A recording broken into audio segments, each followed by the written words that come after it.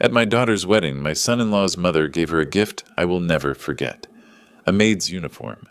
My son-in-law didn't just refuse to defend my daughter. He laughed and said, "Perfect. She'll need this to keep the house clean." My daughter endured it, silent, tears streaming down her face. But I didn't. I stood up and handed my daughter a box. "Now open my gift," I said. When everyone saw what was inside that box, the entire room fell silent in shock. Drop a comment. Where are you watching from? What time is it there? If this video is reaching you, it means you need to hear it. Just like Angela's phone call saved my daughter's life, your comment might save someone else's. 3 months before Tessa's wedding, my phone rang. It was my sister Angela, the younger one, though we hadn't really talked in years. Her voice came through tight, fractured, like something that hadn't been used in a very long time. "Benson, I need to tell you something, before it's too late." I met her that afternoon at a coffee shop in Capitol Hill. I almost didn't recognize my own sister. Angela looked like she'd aged a decade in the 15 years since I'd last really seen her. Not physically, though God knows she looked tired. It was something deeper, like someone had slowly erased her from the inside out. She ordered chamomile tea and didn't touch it. "I have nothing," she said without preamble. "You understand nothing. The house is his. The car is his. The bank account's all his name." "Angela, let me finish." Her hands wrapped around the untouched cup. "I gave him everything. My career, my friends, my family.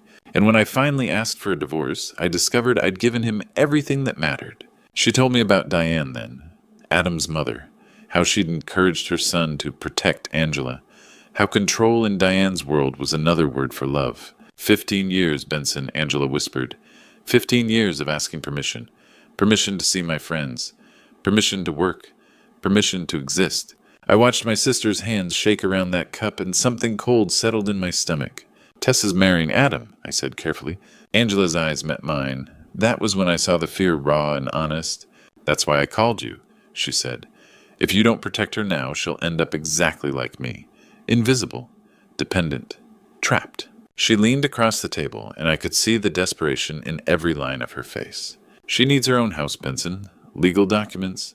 Something with her name on it, only her name. An escape route. She needs to know before it's too late that she has choices. I'm talking about giving her what I never had. A way out." I drove home that evening with Angela's words circling in my mind like vultures. My sister, intelligent, accomplished, beautiful, had become a cautionary tale. A warning written in her own tired eyes. That night I couldn't sleep. I sat at my kitchen table with a calculator and a blank piece of paper, and I made a decision that would change everything. I was going to do what my father should have done for Angela. I was going to give my daughter a choice, even if it cost me everything. I was 67 years old, with 1 pension, 1 car, and 3 months. So I did what any father would do. I started selling the life I'd built. The first thing I sold was Margaret's jewelry box. I held the worn leather like it was sacred. 40 years of marriage sitting in my hands, pearls, white gold earrings, a small diamond ring. I whispered an apology to my late wife and sold them at 3 different jewelry stores. Then came the Nissan Suru. 8 years of fixing her myself, knowing every creak of her engine. A young couple bought her for their baby. I showed them how to check the oil and told them she'd last forever if they cared for her. Then I started taking the bus. My feet hurt in ways I hadn't remembered pain could hurt, but every ache reminded me of Tessa. On weekends I taught computer basics to seniors, checking email video, calling grandchildren. The pay was minimal, but it was something. 3 months of exhaustion. 3 months of living on coffee and determination. I met James Richardson in a small law office downtown. He was precise, careful, the kind of lawyer you want, handling something this important. I explained what I wanted: a house under Tessa's name alone. No exceptions, no joint ownership, no escape clause for her husband. James took off his reading glasses and looked at me directly. "That's unusual, Benson, and it could create tension in the marriage." "I know," I said, "but it has to be this way." "What?" I told him about Angela, about 15 years of invisible erosion, about asking permission to exist. James nodded slowly. "I understand. Let's make sure this is airtight." We found the house in Ballard on a Tuesday afternoon. It was small, 2 stories, a modest garden, a water view from the back patio. The real estate agent wanted to show me larger properties, but I shook my head. This one was perfect. This one felt like freedom. I signed the papers 3 weeks before the wedding. The house was now legally completely only Tessa's. No one could take it from her, and she didn't even know it existed.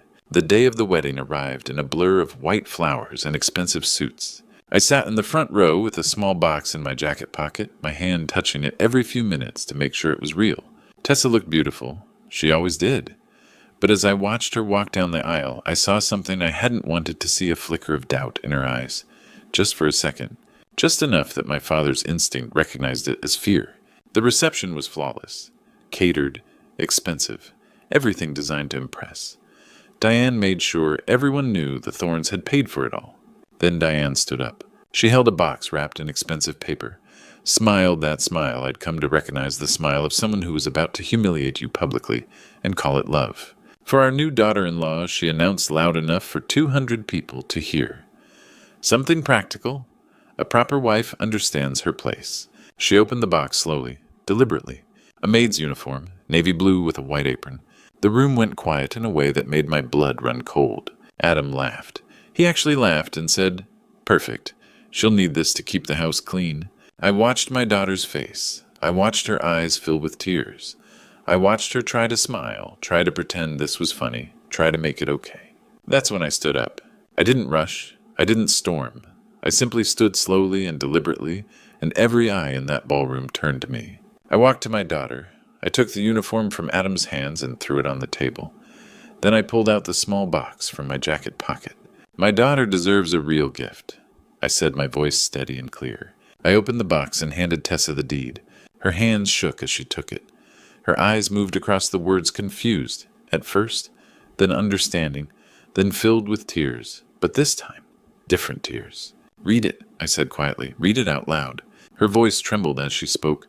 "Property deed, owner Tessa Marie Bradley. Address 2847 Ballard Avenue, Seattle, Washington." The room was absolutely silent. 200 people, frozen. Diane's face turning from shocked to furious. Adam's expression shifting from amusement to something darker, something that looked like fear. And I realized they'd just lost control. Edward Thorne. Adam's father slowly stood. He was 72 years old, and I could see 40 years of regret written across his face. The room watched him.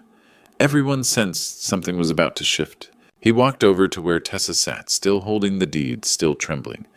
He looked at her with an expression I couldn't quite read, something between pride and profound sadness. "You're a fortunate young woman," he said quietly.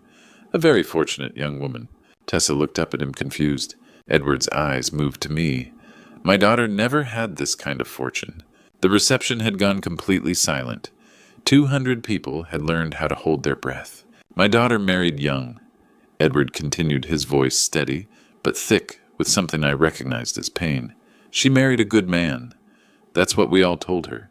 A good provider, a good family, but good men can still be as controlling." Diane shifted in her seat. I could see her understanding where this was going. "15 years, Edward said. 15 years of asking permission. Permission to see her friends. Permission to work. Permission to be herself." He looked back at me. When she finally left, she had nothing. No house, no savings, no options. And He paused. His jaw tightened. "I should have done what you just did. I should have protected her the way you're protecting your daughter." He put his hand on my shoulder. His grip was firm, and I could feel the weight of all those wasted years. "You did the right thing, Benson," he said. "I'm sorry my son isn't better." That's when Diane exploded. "Ernesto." Her voice cracked like a whip. "How dare you? This is our family." Edward turned to face his wife. For a moment they locked eyes. I could see something shift between them.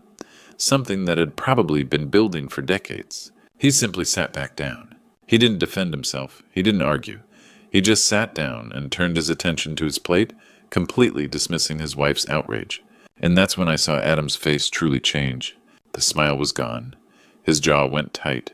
His eyes went dark with something that looked less like love for his new bride and more like calculation.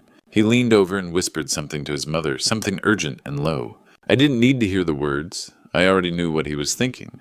He'd lost control of the narrative. He'd lost the family's public support. And he'd just realized that the house his new wife owned, the house she didn't know existed until tonight, had just become a line he could not cross. He'd just become our enemy. After the honeymoon, I realized I was losing my daughter. The first sign was simple. Her phone calls became shorter. Where she used to ramble about her week, the funny thing that happened at work, a new recipe she tried, that dream she had about traveling to Costa Rica, now there were only monosyllables. Hi, Dad. How are you, sweetheart? Good. Adam needs me. Click. I told myself it was normal. Newlyweds needed time together. I convinced myself I wasn't being pushed out. I was simply making space. But then Brittany called me. Brittany Cole had been Tessa's best friend since high school. They'd worked together at the same marketing firm. Brittany's voice on the phone was cautious, like she was testing ice before stepping on it. Benson, I probably shouldn't call, but Tessa asked me not to contact her anymore. My stomach dropped. What? Adam said her friendships were affecting their marriage. He said she needed to focus on being a wife now. And Tessa. Brittany paused. Tessa just agreed. Just like that. That's when I drove to Tessa's house unannounced. She answered the door in clothes I'd never seen before, conservative. Muted. Nothing like the colorful, confident woman I knew. Her hair was pulled back tightly. She looked smaller somehow. Hi, Dad, she said, but her eyes moved behind her to check if Adam was watching. How's work? I asked casually, as if I didn't already know something was wrong. Oh, I quit, actually. My heart did something that hurt. You quit, Tessa. You loved that job. I know, but Adam thinks it's better if I prepare for the future. For children. He wants me focused on home. She said it all very calmly. Too calmly. Like she'd rehearsed it. That evening I called Nancy Chapman Benson's sister, my support system, and I told her everything. The shortened phone calls. The friendships ended. The job abandoned. The way Tessa couldn't look me in the eye anymore. Nancy was quiet for a long moment. That's classic abuse, Benson, she said finally. Isolation. No job means no money. No money means no independence. No independence means no escape. He's isolating her. I said the reality of it crashing down on me like a wave. He's building a cage, Nancy corrected. And the worst part, she can't see the bars yet. I hung up the phone shaking. All those legal documents, all that planning. The house I'd sacrificed everything for, and it meant nothing if my daughter was too afraid, too isolated, too dependent to use it. Adam had learned something from his family's public humiliation. He'd learned to work quietly, to control not through grand gestures, but through small daily erosions, permission structures, financial starvation, social isolation. The house on Ballard was sitting empty in her name, and she was disappearing anyway. I realized that night that the deed alone wasn't enough. My daughter didn't just need a way out, she needed to know she deserved to take it. We sat in James Richardson's office on a gray Tuesday afternoon. Same lawyer who'd drafted the house deed 3 months ago. Only this time we weren't there to secure Tessa's future. We were there to save her present. Tessa was nervous, glancing at the door constantly. When James walked in professional kind in that measured way lawyers learn to be, she tensed. Does Adam know you're here? I asked quietly. No, Tessa whispered. He thinks I'm at a doctor's appointment. James placed the house deed on the table. This property is yours, completely, legally. Your husband has no claim on it. He didn't wait for her to absorb it. Does he monitor your phone, your location, your friendships? Tessa nodded to each question, tears filling her eyes. What you're describing is psychological abuse, James said. It's illegal. Love doesn't isolate. Love doesn't control. But he says he loves me, Tessa said, voice breaking. He's protecting me. Protection doesn't look like a prison, James replied. This is control, nothing more. He pulled out another document. Do you want to file for divorce? Tessa looked at me. In that moment, I saw my daughter recognize herself again, not as Adam's wife, as Tessa. Yes, she whispered. We left with the paperwork an hour later. When we pulled into the driveway, my stomach dropped. Adam's car was already there. He knew something was wrong the moment we walked in. His eyes moved from Tessa to me, calculating predatory. Where have you been? Before she could answer, he saw the envelope. He grabbed her purse, pulled out the divorce papers, read the first line. His face transformed into something darker than anger. Bah, divorce papers. His voice was barely a whisper. He grabbed Tessa's arm and pulled her toward the stairs. Upstairs. Now. Adam, please. He dragged her into the bedroom and slammed the door. The deadbolt turned from outside. I heard Tessa pound on the door. Adam, let me out. Nothing. I didn't hesitate. I grabbed my keys and walked out. Adam didn't stop me. I sat in my car, parked down the street, engine running, phone in my trembling hand. I couldn't leave my daughter alone with him. Not now. The minutes felt like hours. My heart hammered against my ribs. Every cell in my body screamed to go back. In there. Break that door down. Pull my daughter out. But I forced myself to stay calm. The law was our weapon now. I just had to wait. At 11:17 p.m. my phone buzzed. Unknown number. But I knew that voice, Tessa whispering, "Dad, he locked me in. I can't get out. Please save me." When Tessa's terrified whisper came through my phone, "Dad, he locked me in," I didn't hesitate. I hung up and dialed 911. "My daughter is being held against her will," I said. "She's locked in a bedroom. She's in danger. I'm sending the address now." The operator's voice was calm, professional. "Units are dispatched. They're 3 minutes out." I drove faster than I should have. My hands gripped the steering wheel so hard they hurt. Every second felt like a lifetime. When I pulled up to the house, 2 police cars were already there, lights silent but urgent. Officers were heading toward the front door. I got out of my car and ran. One of the officers, a woman with her hand on her belt, stopped me. "Are you the father?" "Yes, my daughter, she's upstairs. She's locked in." "We know. We're going in." They moved through the house with practiced precision. I followed. Upstairs, down the hall. That was when Adam appeared, blocking the bedroom door. "This is my house," he said, his voice steady, calculating. "She's my wife. There's nothing illegal here." The officer badge reading Martinez looked at him directly. "Is the door locked from the outside?" Adam's jaw tightened. He didn't answer. "That's false imprisonment," Officer Martinez said. "It's a felony in Washington state." From inside the room, Tessa's voice broke through. Desperate, small, terrified. "He locked me in. Please, please help me." Officer Martinez nodded to her partner. He pulled out a tool, practiced, efficient, and broke the lock. The door swung open. Tessa stumbled out, tears streaming down her face. She looked for me, and the moment our eyes met, she ran. She crashed into my chest, and I wrapped my arms around her like I could protect her from ever being hurt again. "You're safe?" I said into her hair. "You're safe now. I've got you." I didn't realize I was crying. Officer Martinez turned to Adam, her voice steady and cold. "You're under arrest for false imprisonment and domestic violence. You have the right to remain silent. Anything you say can and will be used against you in a court of law." As they cuffed him, Adam looked at me. His eyes burned with something dark, rage, disbelief, desperation. "You destroyed everything," he said. "You destroyed us." I held my daughter tighter and looked him straight in the eye. "No, Adam, you did. I just saved my daughter." As they led him to the police car, Tessa clung to me like she'd never let go. Her whole body shook with relief, with fear finally released, with the knowledge that this nightmare, this chapter of her life, was over. Outside, the night was cold, but for the first time in months, my daughter was free. Tessa sat across from Detective Morgan in a small room at the police station. Her hands trembled as she held a cup of cold coffee, but her voice, when she finally spoke, was steady. She told him everything. Every lie Adam had told her. Every way he'd controlled her finances, monitored her phone, dictated who she could see. Every moment she'd been terrified to speak, to move to exist without permission.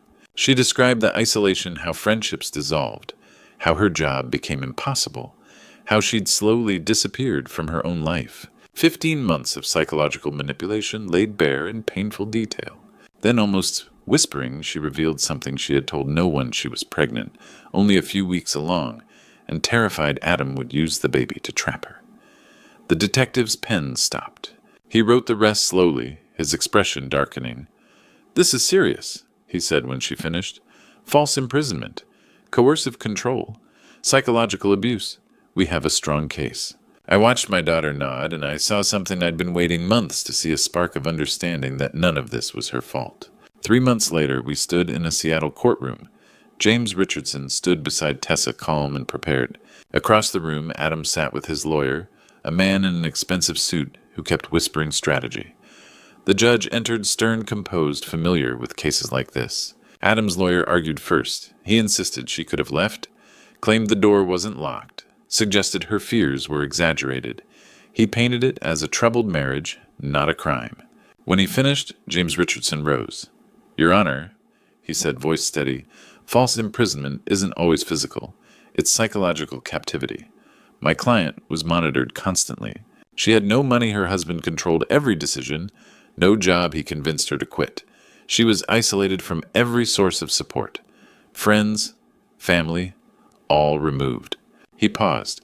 "That is not a difficult marriage. That's a crime. and Ms. Bradley's early pregnancy made her even more vulnerable. The judge leaned forward. "Mr. Thorne," she said, looking directly at Adam, "do you have anything to say?" Adam's jaw tightened. He stayed silent. The judge nodded. "Based on the evidence, Detective Morgan's report and the testimony provided, this court grants divorce on the grounds of domestic violence and psychological abuse. The property at 2847 Ballard Avenue remains the sole property of Tessa Marie Bradley. Full custody of any children born of this marriage goes to Ms. Bradley. Mr. Thorne will pay child support as required. A permanent restraining order is issued. No contact, no communication." The gavel fell sharp and final. Adam stood, shock flickering across his face. His lawyer whispered urgently, but he didn't hear him. He stared at Tessa. She met his eyes without fear for the first time. Not anger, clarity. Outside the courthouse, Tessa walked down the marble steps holding the divorce papers. The Seattle sun felt too bright after months of darkness. Wind lifted her hair, and for a moment she looked like herself again. She found me waiting. We didn't speak. We just held each other. She cried, not fear, not despair, but release, survival. "It's over, Dad," she whispered. "No," I said gently. "Now the healing begins." That night she slept at my apartment for the first time in nearly 2 years. She fell asleep on my couch beneath a blanket I'd bought back when I didn't know if she would survive this. I sat beside her, hand on her shoulder, making sure she knew she wasn't alone. For the first time since Angela's warning call 3 years earlier, I felt something close to peace. The nightmare was finished. My daughter was free. And within that freedom, her baby new life waited to arrive. Even as she slept, I could see how exhaustion clung to her, the kind that settles into a person after years of being afraid to breathe. Yet beneath it, there was something new taking shape. A steadiness, a quiet resolve. She wasn't just escaping anymore. She was rebuilding. She was protecting the child growing inside her, a child conceived in darkness, but now carried into the light. I realized then that freedom wasn't just the absence of Adam. It was the beginning of a life where she finally belonged to herself again, and she deserved every moment of it. 6 weeks after the divorce was finalized, Tessa gave birth to Aurora on a Tuesday morning in late spring. When the nurse placed that tiny girl in my arms, I broke down completely. She was perfect. Completely, impossibly perfect. 10 fingers, 10 toes, eyes that hadn't yet learned what the world could do to them. And she was free. Tessa lay in the hospital bed, exhausted but radiant. "She's here, Dad," she whispered. "Aurora is here." I looked at my daughter, then at my granddaughter, and finally understood why I'd sold everything. Why I'd sacrificed my wife's jewelry, our car, my pride, my sleep. Why I'd sat in a car watching a dark house at midnight. "And she's free," I said. "She'll never know what it feels like to ask permission to exist." 3 weeks later, Tessa came home to the Ballard house. She moved through those rooms, slowly touching walls, like she was reacquainting herself with freedom. Aurora slept upstairs, and Tessa found herself in the garden, the one she'd never had time to notice during those dark months. She sat on the bench I'd bought for her, and she laughed.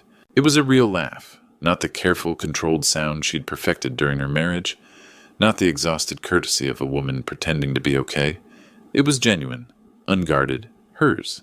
I watched her from the kitchen window, and I felt something I'd been carrying loosen inside my chest. My daughter was coming back to herself. 3 months after Aurora's birth, Tessa returned to work. She went back to the marketing firm where she'd first become herself, before Adam, before isolation, before the invisible cage. Her boss called her into his office on her first day back. "Tessa," he said, "we want you to know how much we valued having you here, and we want to value you more." He offered her a promotion, creative strategy director, full autonomy, a significant raise. Tessa accepted without hesitation. For the first time in nearly 3 years, she had control over her own future. She arranged childcare. She built a routine. She remembered what it felt like to be needed for her talents, not owned for her compliance. One afternoon, while Tessa was reorganizing the garden with Aurora playing nearby, a man approached. Jacob Turner, a teacher at Aurora's daycare. He was kind in the way genuinely kind people are. He asked Tessa's opinion. He listened to her answers. He never decided anything for her. "Would you like to grab coffee sometime?" he asked carefully. "Only if you want to. No pressure." Tessa looked at him, really looked at him, at his gentle eyes, at the way he stood back and gave her space instead of closing in. "I'd like that," she said. "I'd like to see where this goes." What struck me most was how easily she said it, not asking permission, not overthinking, just making a choice about her own life. One evening I came by the Ballard house to visit Aurora. I found Tessa in the garden, my granddaughter on her lap, both of them golden in the sunset. Tessa looked up at me and I saw it clearly, the woman my daughter was always meant to be. Strong, independent, capable, radiant. "How are you feeling?" I asked, sitting beside them. "Like myself again, Dad," she said. "Like I'm allowed to be happy." I looked at the house behind us. The house I'd sacrificed everything to buy. The house that had become more than shelter. It had become a symbol, a promise, a second chance. "That house saved your life," I said quietly. Tessa shook her head. "No, Dad, you saved my life. But this house gave me permission to live it." One afternoon I sat on the bench in the Ballard garden watching Tessa play with Aurora. Flowers were blooming, the sun was warm, and my daughter was smiling. Jacob Turner arrived with coffee for both of us, a small kindness, nothing more. He sat beside me, giving Tessa space, never demanding her attention. That's what I noticed most about him.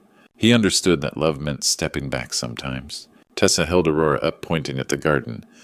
"Look at the flowers, baby. They only bloom when they're free to grow." Aurora laughed, a clear, fearless sound that echoed through the garden. Tessa set her daughter down and watched her explore the grass. Then she turned to me, and I saw something in her eyes I'd been waiting months to see clarity. "Do you know what's special about this house, Aurora?" Tessa asked, kneeling beside her daughter. Aurora shook her head, concentrating on a flower. "It's yours," Tessa said. "Only yours. And when you grow up, no one can take it from you." She paused, letting that sink in not just for Aurora, but for herself. "You're going to have choices, baby," Tessa continued. "Always choices. About where you live, who you love, how you spend your days. Choices." I felt tears building behind my eyes. Tessa looked up at me and she nodded slowly, like she was finally saying something she'd been holding inside for a long time. "That's what your grandpa gave me, Aurora," she said. "Not just a house. Freedom." She stood and pulled me into a hug. I could feel her strength now, not the fragile survival strength of someone enduring, but the solid strength of someone who'd found herself again. Jacob's hand rested gently on her shoulder. Not possessive, not controlling, just present. "I'm proud of you," I whispered to Tessa. "So proud." "I know," she said, and she meant it. She wasn't waiting for external validation anymore. She knew her own worth. I watched them there in the garden, my daughter, my granddaughter, and a man who understood that loving someone meant letting them be free. 3 generations of women, one who'd taught her daughter about independence through sacrifice, one who'd fought her way back to freedom, and one who would never have to fight at all. My work was done. Tessa didn't need me to save her anymore. She could save herself. I stood to leave, ready to go home and rest. My bones ached. My heart felt lighter than it had in years. "Dad, wait," Tessa called out. "I need to tell you something." I turned back, wondering what else my strong, beautiful daughter needed to say. Tessa caught up to me at the garden gate. She grabbed my hand, something she hadn't done freely in so long, and held it tight. "I need Dad to know one thing," she said. I turned to face my daughter, and I saw her clearly strong, free herself. "That Maid uniform," Tessa said. "The one Diane put in that box. The one she expected me to wear. I never wore it, Dad. And I never will." "I know, sweetheart. But that's not what I wanted to tell you," Tessa continued. Her eyes were steady. "I wanted to tell you that you gave me more than just a house. You gave me a message." She squeezed my hand. "You told me I had choices, that I had an escape route, that I mattered, that I deserved protection, that I was free." I felt tears come, but I let them. There was no shame in a father crying for his daughter. "You always deserved that, Tessa," I said. "You always deserved all of it." She pulled me into a hug, and I could feel the strength in her, the solid, unbreakable strength of a woman who'd fought her way back to herself. As I drove away from the Ballard house that evening, I found myself thinking about all the questions people had asked me over the past year. Did a house really save her? Was buying property enough? The answer I'd learned was no. It wasn't the house. It was the message the house carried. You have choices. You have an escape route. You matter. Those were the words that saved my daughter. Not the square footage or the view or the legal deed. The message. Freedom doesn't come free. It costs sacrifice. It costs time. It costs the jewelry your wife wore for 40 years. It costs the car you maintained with your own hands. It costs 3 months of exhaustion and borrowed courage, but it's worth every penny. I glanced in my rearview mirror one last time before turning the corner. Tessa was back in the garden with Aurora and Jacob. My granddaughter was laughing a clear, fearless sound, the kind of laughter that only children who've never been afraid can make. My daughter was teaching her daughter what I'd taught her, that freedom isn't negotiable, that choices aren't luxuries, that every woman deserves to know from the moment she enters this world that she has options. That Maid uniform would never be worn, and that I realized was the greatest victory a father could ever know. Not that I'd won against Adam, not that justice had been served, though it had, but that 3 generations of women would now know, with absolute certainty, that they were free, and that freedom, hard-won, expensive, precious, would continue forward. My daughter would teach my granddaughter, and my granddaughter would teach hers, breaking the cycle, protecting each other, choosing love over control always. As I drove home through Seattle's quiet evening streets, I understood something fundamental. I hadn't just saved my daughter's life. I'd given her the tools to save herself. And she was already teaching her daughter how to do the same. That was legacy. That was everything. My name is Benson Bradley, and this is my true story. For years, I watched my daughter disappear into a marriage that looked perfect from the outside. I told myself it wasn't my place to interfere. I told myself she'd figure it out. I was wrong. So don't be like me. Don't wait. If someone you love is being controlled, manipulated, isolated, speak up. Your grandpa's stories might save a life. Your willingness to listen might be the escape route someone desperately needs. This true story taught me one profound lesson. Freedom isn't free. It costs sacrifice. It costs time.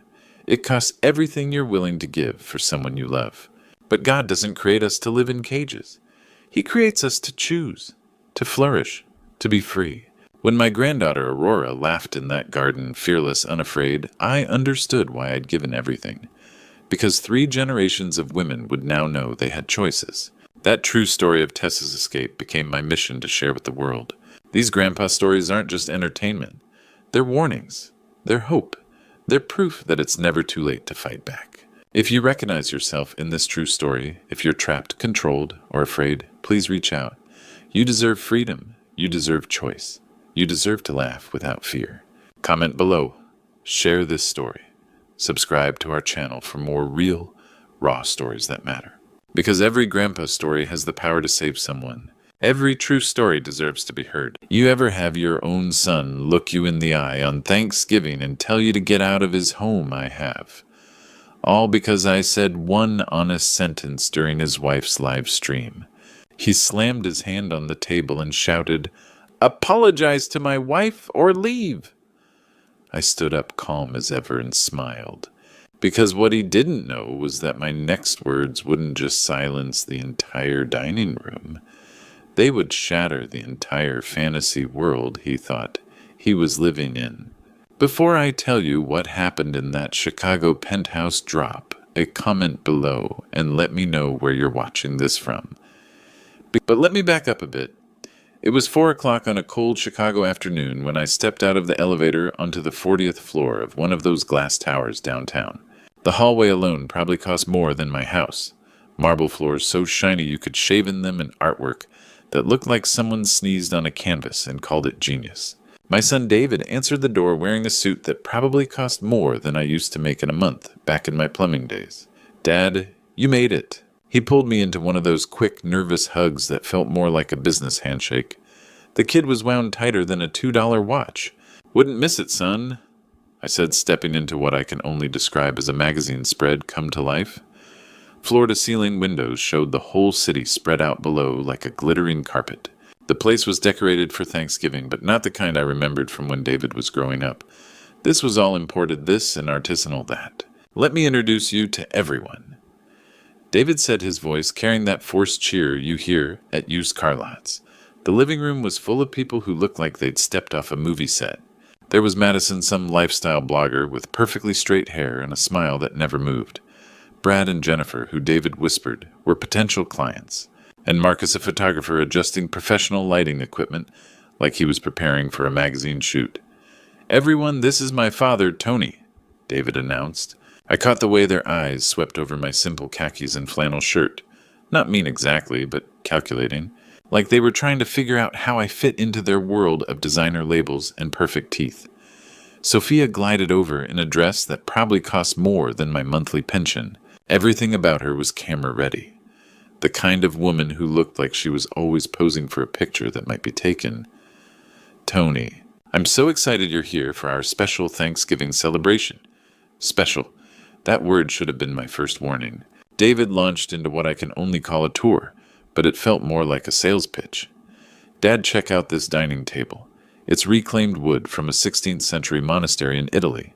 He ran his hand along the surface like he was petting a prize horse.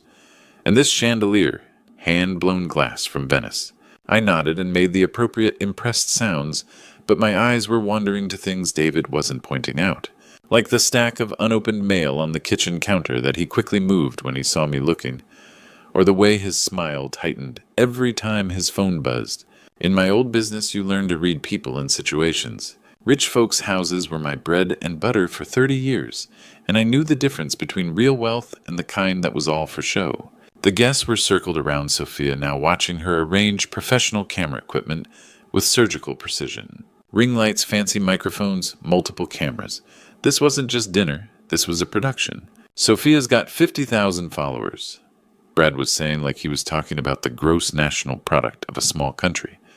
Her Thanksgiving content always goes viral. It's all about authenticity, Sophia said, adjusting a light. People want to see real family moments, real gratitude, real success. Real, another word that should have set off alarm bells. I was standing there trying to process this whole scene when I noticed something that made my contractor instincts kick in. Those expensive decorations Sophia was positioning so carefully, the antique candlesticks, had price stickers on the bottom that she'd missed. As I watched Sophia position her cameras perfectly, I noticed something about those expensive decorations that didn't quite add up. What I thought would be a simple family dinner turned into the most elaborate show I'd ever witnessed. Within minutes, that dining room transformed into a Hollywood set. Ring lights blazed like miniature suns, casting everything in perfect artificial glow. Sophia moved with director-level confidence, adjusting angles and checking her phone. "We're going live in 60 seconds, she announced, her voice suddenly professional. "Remember, we're showcasing gratitude, success, and family values. Keep it natural but aspirational. Natural but aspirational. In 30 years fixing pipes in rich folks' homes, I'd seen plenty of put-on shows, but nothing like this." David straightened his perfect tie, taking position at the table's head. Guests arranged themselves like a family portrait. I stood there awkwardly wondering where I fit into this choreography. And we're live! Sophia's entire demeanor shifted. Her smile became radiant voice, warm and inviting. "Happy Thanksgiving, beautiful souls." Welcome back to Sophia's Sanctuary, where we celebrate the finer things with gratitude and grace. The viewer count climbed on her screen. 20,000, 30,000, 45,000 people watching us eat dinner. Back in my day, if 45,000 people wanted to watch you eat, you'd call the police. I'm so blessed to be in our Chicago penthouse with my amazing husband David and closest friends. Sophia continued gesturing like a game show host. And we have a very special guest, David's father Tony, our family patriarch. Family patriarch, never been called that before. The camera swung toward me. Happy Thanksgiving, everyone. I managed giving an awkward wave. Sophia was already moving on, showcasing the spread like a cooking show host. We're featuring heritage turkey from Vermont, $28 per pound, with organic sides from local artisan producers. These sweet potatoes are made with Madagascar vanilla and imported French butter. The live chat exploded, hearts floating up, comments flying. Goals, living my dream, relationship envy. Madison leaned into frame. Tell them about the wine selection. We're featuring a 2018 Bordeaux from our private collection. Sophia glowed. It's been aging in our temperature-controlled wine cellar. David nodded seriously. The terroir really comes through. You can taste the limestone in the soil. I'd drunk plenty of wine with screw tops. I knew when someone was laying it on thick. The guests played their parts perfectly, chiming in about incredible attention to detail and Sophia's impeccable taste. Like watching an expensive commercial where everyone sold the same product. The idea that this was how successful people lived. As we share what we're grateful for, Sophia said, remember that gratitude is the foundation of abundance. When my turn came, I spoke from the heart. I'm grateful for family, for watching my son build a life, even if it's fancier than I ever imagined. I'm grateful for the years when it was just him and me learning what really mattered. The camera lingered on me. Something flickered across David's face. Maybe recognition, maybe guilt. But Sophia steered back to their incredible journey and this blessed moment. The chat kept exploding with admiration. People were eating this up, living vicariously through this performance, buying into this vision of the perfect life. That's when it hit me. Sitting under those blazing lights, watching my son perform gratitude instead of feeling it, everything was calculated for the camera. The seating, the lighting, even how David held his wine glass. Nothing spontaneous, nothing real. Then Sophia reached for her most prized possession to show the audience. Sometimes one innocent observation can bring down an entire house of cards. The Hermes Birkin bag sat on the sideboard like a museum piece, and Sophia's eyes lit up as she moved toward it. The viewer count had climbed past 50,000, and I could feel the energy in the room shift as everyone sensed this was the big moment. Now I want to share something really special with you all, Sophia said, her voice dropping to that conspiratorial tone influencers use when they're about to reveal their biggest secret. She lifted the bag with both hands like she was handling the crown jewels. This is my Hermes Birkin in Togo leather etoupe colorway. The guests leaned forward and I heard Jennifer actually gasp. Brad pulled out his phone to take pictures and Madison was already typing notes for her own content, no doubt. This particular piece, Sophia continued turning the bag slowly for the camera, took me 2 years on the waiting list.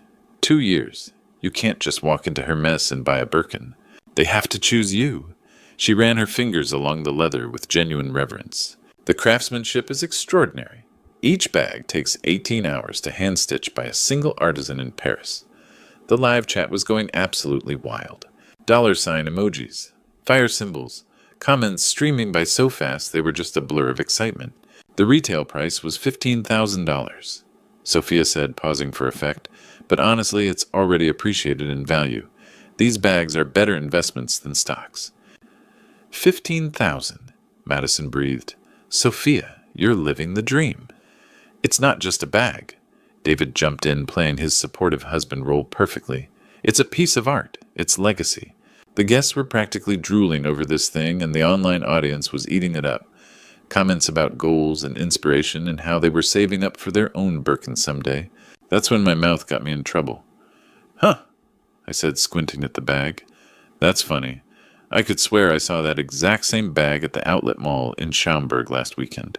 Same color, same size, had a big sale sign on it. $200. The silence that followed was the kind you hear right before a car crash. I kept talking because apparently I hadn't done enough damage yet. I remember thinking it was a nice-looking purse.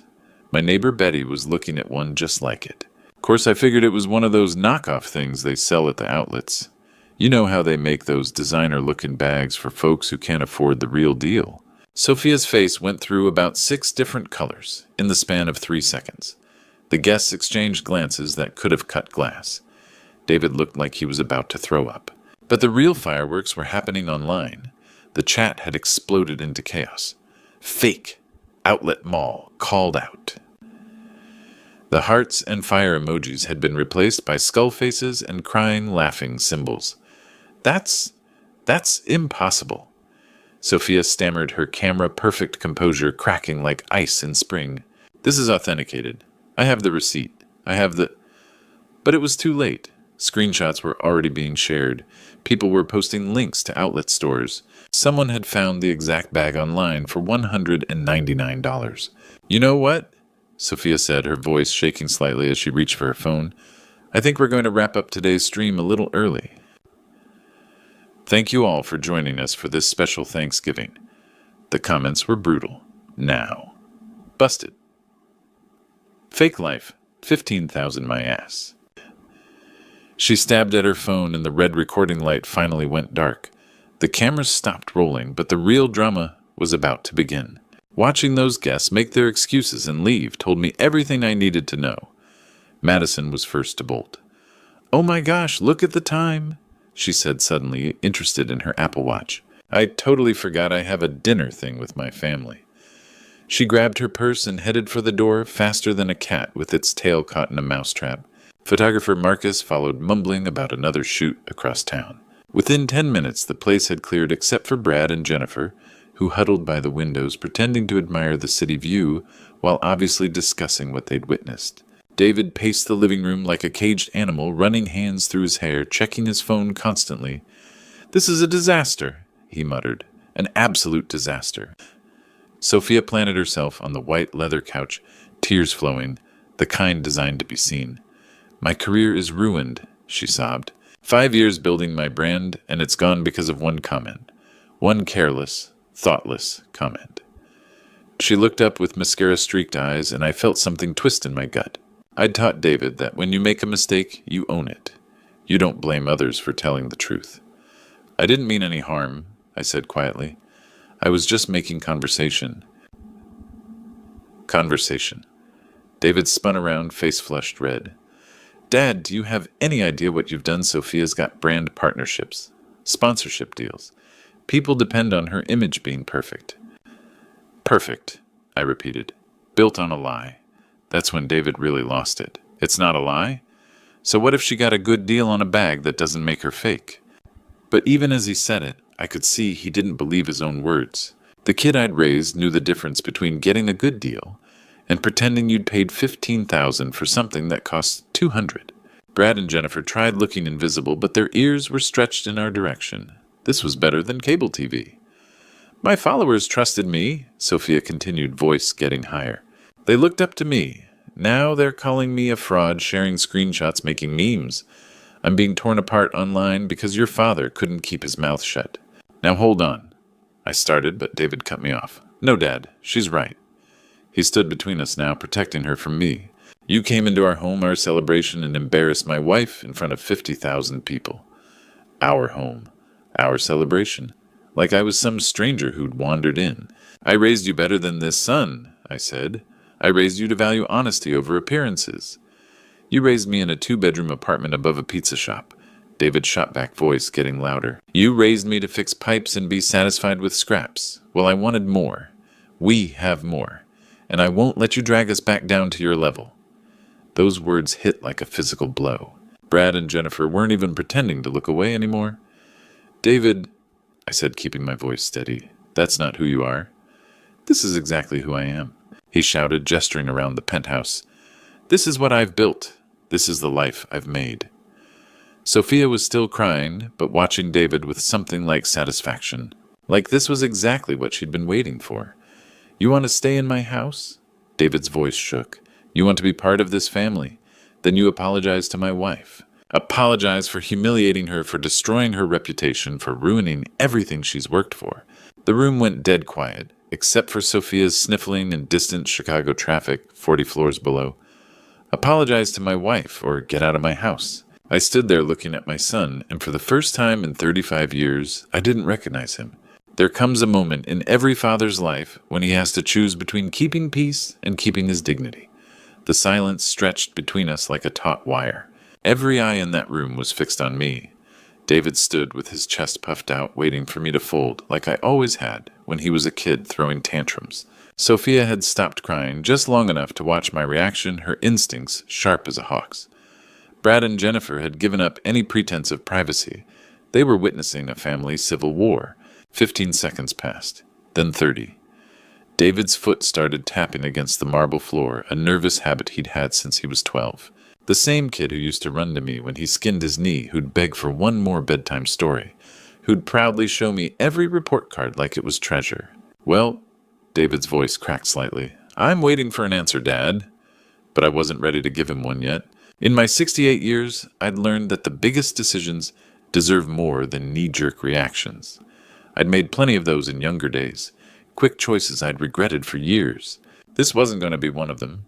I thought about nights I'd worked double shifts to keep us afloat after his mother died, times I'd gone without new work boots so David could have school clothes that fit, parent-teacher conferences where I'd sit in tiny plastic chairs still in work clothes, listening to teachers tell me what a bright, respectful boy I'd raised. Respectful. That word echoed in my mind now. "Dad." David's impatience was growing, but something else crept into his voice. Uncertainty, maybe. Like he was realizing this wasn't going as expected. I looked around that penthouse.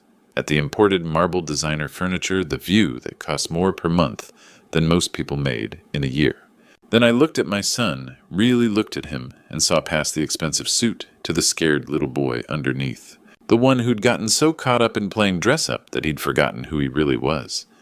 Sophia shifted on the couch, and I caught something in her expression that made my blood run cold. She wasn't just watching, she was calculating. This woman had turned my son into a performer in his own life, and now she was waiting to see if her puppet would dance when she pulled the strings. That's when I felt it. Something deep in my chest, rising like steam from a kettle.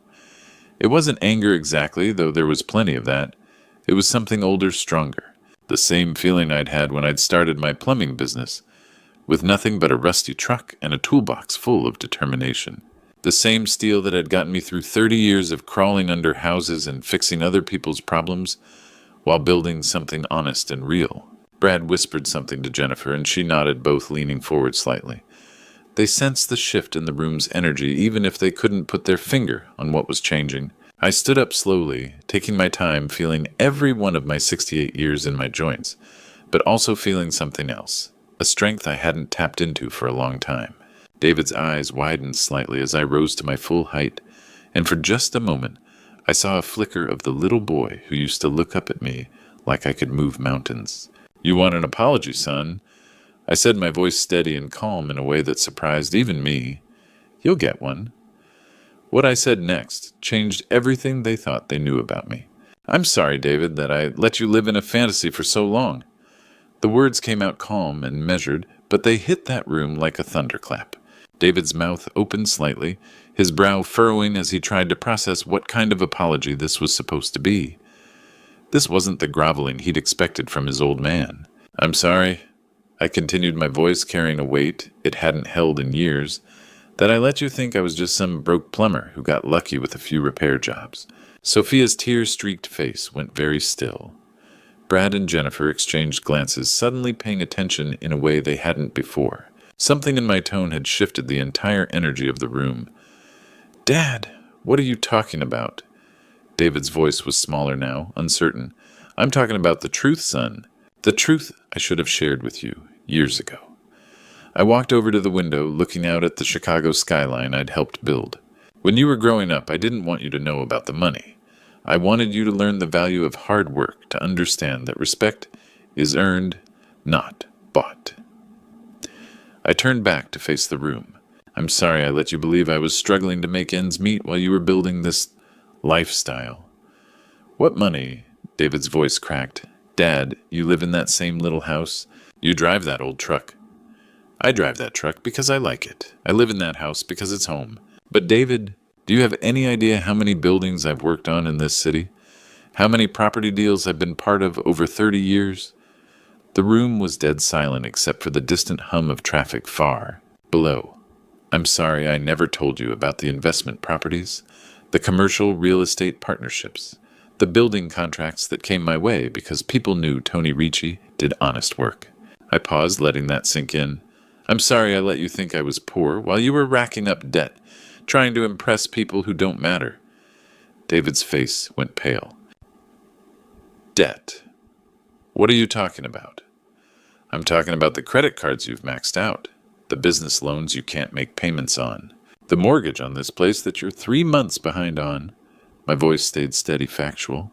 "I'm sorry I've been watching you struggle and pretend instead of teaching you that there's no shame in asking family for help." Brad's mouth was hanging open now. Jennifer was staring at me like I'd just revealed I was Superman. Sophia looked like she'd seen a ghost. "How do you—" David started, then stopped. "How do I know, son, when you can't make your mortgage payments, the bank calls the cosigner. When you default on business loans, they contact the guarantor. I've been covering for you for 2 years, hoping you'd come to your senses and ask for help instead of digging deeper into this hole." The silence that followed was deafening. "I'm sorry I enabled this charade by keeping you afloat financially while you pretended to be something you're not." I looked directly at Sophia, whose calculating expression had been replaced by fear. "I'm sorry I let you both think you were fooling anyone." David slumped into one of those expensive chairs like all the air had gone out of him. You've been paying our bills. Not all of them. Just the ones that would have put you on the street." I walked back toward the center of the room, feeling the power dynamic, shifting with every step. But most of all, David, I'm sorry I never mentioned that I own this building. But that wasn't the only thing I'd been keeping from my son. The silence in that room was deafening as the pieces started falling into place. David stared at me like I'd just told him the sky was green. Brad and Jennifer looked like they were watching their favorite TV show finale. Sophia had gone from calculating to panic. You own the building, David repeated slowly. You own this building. 42 floors of prime Chicago real estate. Bought it in foreclosure 15 years ago. Good investment, as it turns out. David's mind was working, connecting dots he'd never looked for. The mortgage payments. When we were late. There is no mortgage, son. You're paying rent. Rent I've been covering when you couldn't make it. I sat across from him. I'm sorry I let you believe you were a homeowner when you're actually my tenant. Jennifer whispered to Brad, Oh my God. But that's not the worst part. The worst part is watching you spiral deeper into debt while putting on this show for strangers. Sophia found her voice. You've been spying on us. When someone can't pay their bills, the people they owe call the guarantor. I know about every credit card, every business loan, because I'm the one banks come to when you can't pay. David's hands shook. How much, what? How much do we owe? How much have you covered? I looked at my son and saw the scared little boy who used to have nightmares about being poor. David, in 2 years, I've covered $87,000 in missed payments. Credit cards, business loans, this apartment, that fancy car. Without my backing, you'd have lost everything 18 months ago. The number hit like a physical blow. Brad stepped backward. Jennifer's hand covered her mouth. 87,000, David whispered. Not counting monthly rent I've been waiving because you couldn't afford it. I leaned forward. Son, your entire lifestyle. This apartment designer clothes, fancy dinners you post online. It's all been subsidized by the broke plumber you told to get out. Sophia was doing math, and I saw the moment she realized how deep they were buried. I'm sorry I enabled this lie by paying your bills for 2 years while you pretended to be successful. I'm sorry I didn't make you face reality sooner. David buried his face in his hands. Why didn't you tell me? Because I hoped you'd figure it out. I hoped you'd remember the values I taught you. I hoped you'd choose honesty over appearances. I glanced at Sophia, who was calculating something different now. I hoped my son would ask for help instead of building his life on lies. The expensive decorations looked cheap and desperate now. The view seemed less impressive when you knew it was borrowed money and borrowed time. Every brand partnership, every sponsorship deal, every success post, built on money you didn't earn living in a place you don't own, pretending to be people you're not. Brad and Jennifer edged toward the door, uncomfortable but unable to leave. I'm sorry that I enabled this lie by paying your bills for 2 years. David looked up with red-rimmed, lost eyes. Dad, I don't know what to say. You don't have to say anything yet, son, because the biggest secret wasn't mine to tell, it was Sophia's. What came out next didn't just end their marriage, it ended their entire world. Sophia looked like a cornered animal, her makeup streaked with tears that had suddenly become real.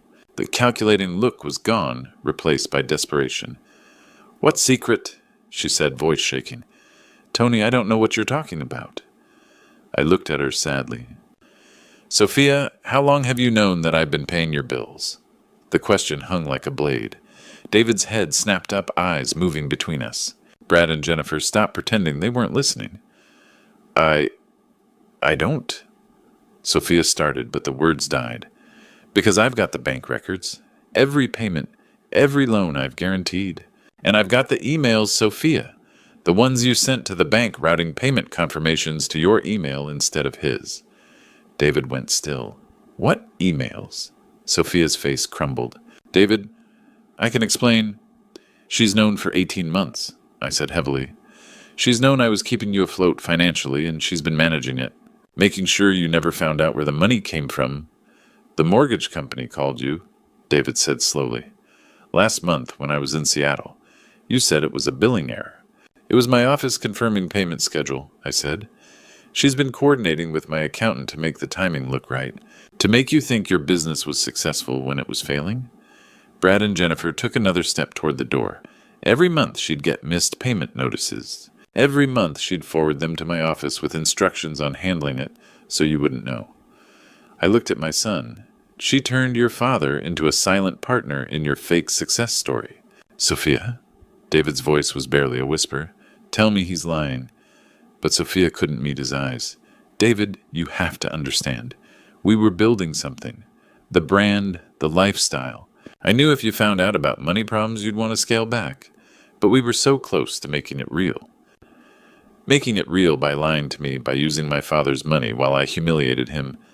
I was protecting our future. Sophia shot back desperately. Your father has real money. I thought if we built the brand big enough, we could pay him back and never need help again. You thought you could use my generosity to fund your fantasy until it became reality, I said quietly. It would have worked. We were getting bigger sponsorships, more followers.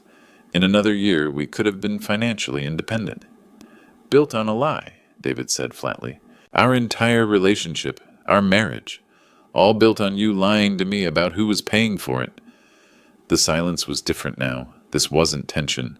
This was something breaking that couldn't be fixed. David walked to the window, staring out at city lights. When he turned back, his face was different. Older, sadder, but clearer. Sophia, pack your things, he said steadily. This marriage is over. Then he looked at me and I saw the son I'd raised. Dad, I'm so sorry. For everything. For how I treated you, for choosing her lies over your truth. I felt something tighten my chest loosen. David. No, let me finish. You've been taking care of me my whole life, and I repaid you by throwing you out of your own building for telling the truth. His voice cracked. I don't deserve your forgiveness, but I'm asking anyway. What happened next surprised all of us. 3 weeks later, I learned what Thanksgiving really means. The smell of regular grocery store turkey filled my little kitchen. David sat at my table sleeves, rolled up peeling potatoes, like I'd taught him when he was 12. Remember when you used to complain about this? I asked. I remember thinking it was beneath me, he said quietly. Funny how perspective changes. After Sophia moved back to Connecticut, David had surprised everyone by asking to move in with me. Just temporarily, he'd said, until he figured out his next steps. Those steps became working in my real business, property management for my 17 Chicago buildings. Word had gotten out about the fake lifestyle. Sophia's influencer career was over her remaining brand. Partnerships canceled her followers down to a few thousand die-hard supporters who still believed her victim narrative. My neighbor Betty knocked on the back door with green bean casserole. Hope you saved room for one more dish. Always room at this table, Betty. Mike from the hardware store arrived with his wife Carol, followed by the Johnsons.